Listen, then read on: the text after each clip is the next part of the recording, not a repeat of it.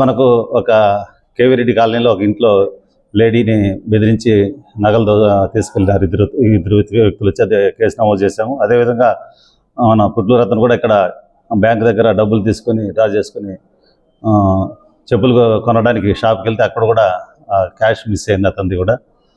అదేవిధంగా అక్కడ మన ఊరు బయట కూడా కాలనీలో విలాస్లో కూడా ఒకటి జరిగింది. దీనిపైన ఇప్పుడు డేబిట్స్ అన్ని పెంచాము. ఇప్పుడు 3 days నుంచి కూడా మేము అంతా కూడా డేబిట్స్ అన్ని చేసి ఏరియాలో మెన్ అంతా మొబిలైజ్ చేసుకొని మ్యాక్సిమం డేబిట్స్ వేస్తున్నాము.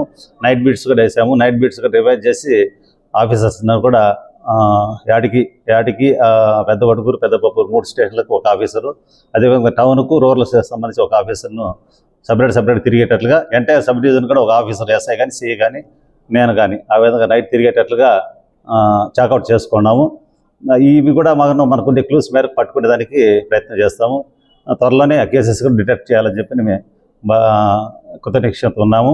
తర్వాత ప్రజలు కూడా తెలియజేసేదేమంటే కొంచెం అప్రమత్తంగా ఉండి ఇప్పుడు మన జరిగిన 2 కూడా మనకి ఇక్కడ జరిగిన 2 నేరాలు కూడా వాళ్ళు ఎవరైతే బాధితులు ఉన్నారో కొంచెం అప్రమత్తంగా ఉంటుకొని చేసింటే మనం వాళ్ళని పట్టుకునేదానికి ఈజీగా ఉంటుంది.